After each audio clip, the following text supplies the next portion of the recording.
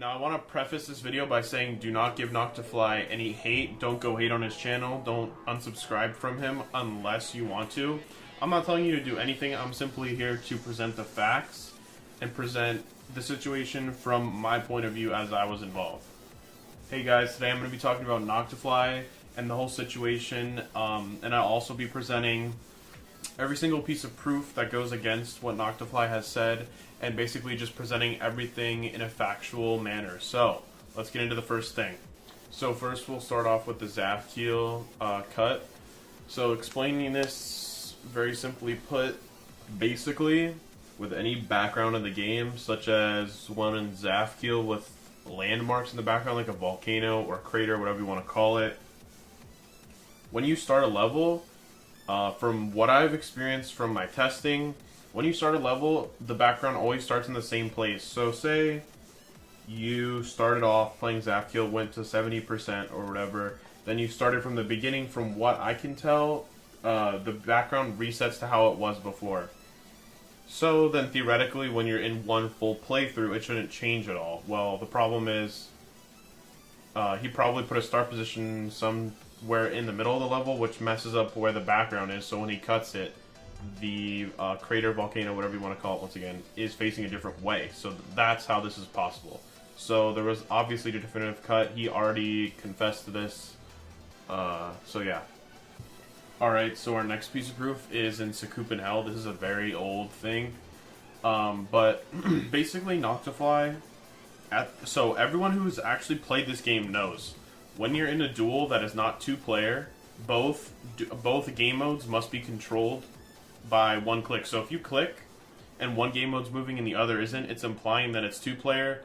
So yeah, so this is a problem. So at the end of Suscribe in Hell, there's a duel where there's a UFO and a wave, and you can see when he's clicking in the wave, the UFO isn't making any movements. Now, this was a huge controversy when this news first got out, but he has written it off as a bug. He actually said to me that it happened again. He might have recording on that, I'm not totally sure. He said that this bug happened to him once and one more time since this.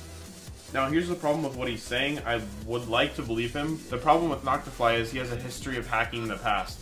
And the bad thing about this is, he's the only one, supposedly, to experience this bug 2 times out of every single player in Geometry Dash. No one else has experienced this. And it has to be the one guy who's already under attack.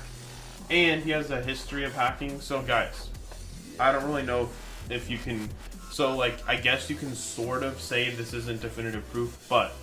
Now, guys, when you're the only one to experience a bug like this, a bug so big and groundbreaking that RobTop would definitely have to patch, like, if one of the 2 game modes isn't working in Duel, that's a huge thing. No one else has come out about this glitch, or this bug even happening, besides NoctaFly. And he said it's happened... I mean, what are the chances of it happening on his attempt of beating Suscribe in Hell? You gotta think about the chances, the odds of that actually happening. The possibility of this being a real bug is so small, and I think NoctaFly is just writing it off as a bug so he can get pardoned for this. Now here's our next piece of proof. So this one is a little hard to grasp and follow, but basically what I want to explain is this. Look at these 2 screenshots. Both of these players completed Artificial Ascent on their first attempts. Now, I've gone through and looked through all of the other people who beat Artificial Ascent. Nobody has beaten it on their first attempt playthrough except for these 2. When you look at them, there's a noticeable jump difference between the 2. Now, you can write this off as, oh, he just did extra jumps. That's in fact what NoctaFly did. He said Blast did some extra jumps. The problem with this is we've gone through, tested every single game mode. There's only a few that actually count as jumps when you click, which I believe are Ball, UFO, and Cube. And the thing is, one of the 2 only took 1 to 2 extra jumps, and the rest are just unknown, so we don't really know what's going on here, but there's something definitely suspicious happening. So I just want to let people know about that. Now we're going to get on to the next piece of proof. So, as everyone knows, NoctaFly quote-unquote completed Black Blizzard, although only like the last 50% of the video still exists. You can only see him going from 50 to 100. I do not understand how it's possible to lose half of a video file, guys. I just don't think it's actually possible. I guess if someone wants to school me on how video files work and save, and if it's really possible to lose half of a video, if it wasn't 2 separate videos, then I'd love to learn about that. But as far as I can tell, this is impossible to lose a half of a video. So our next piece of proof is from one of his video recordings of this layout he made. So basically, you can see from these screenshots, one of these screenshots, he's entering a portal. When he's an upside down wave, then he enters the portal. So alright, that's fine. Then the next one, he's doing the same thing, but he's entering, he's normal mode and he's entering an upside down portal. But if you think about it, shouldn't those two be the same, like, distance away from the wave, or the diagonal blocks? Because you're basically doing the same thing. The difference is, how is NoctaFly going all the way into the portal? There's, like, his waveline, as you can see, is, like, halfway inside of the portal.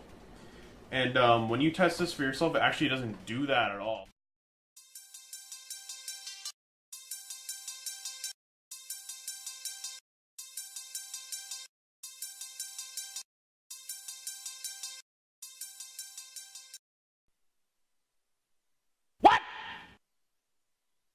We think there is a blue jump pad inside of that gravity changer. Guys, another piece of proof here is the same exact thing we caught NoctaFly for cutting Zafkiel. Found it in Deception Dive. So again, I already explained this earlier in the video. Exact same situation. He never told anyone about this. And his response to this is that it's a BG bug. Guys, he already came out about this being a cut in the Zafkiel video, admitted it, took himself off the list, banned himself from the list, and now he's saying that the same exact thing is happening in Deception Dive and it's a bug. So which one is it? He has inconsistencies. There's no explanation for this. And guys, here's one last piece of damning proof. Here you can see a screenshot from NoctaFly's stream. He's level progress on the Hell Factory 98%. Well guys, guess what? It's sort of impossible to get 98% on Hell Factory. We've tested it. The farthest you can die is actually 97. So yeah, it's just not possible to die at 98%. Now, if anyone can come up with an explanation as to why he died at 98%, I'd love to listen, but exiting the level at 98% doesn't actually kill you, so there's really not a possible way that he could have died at 98%. So I'd like to hear the explanation for that one.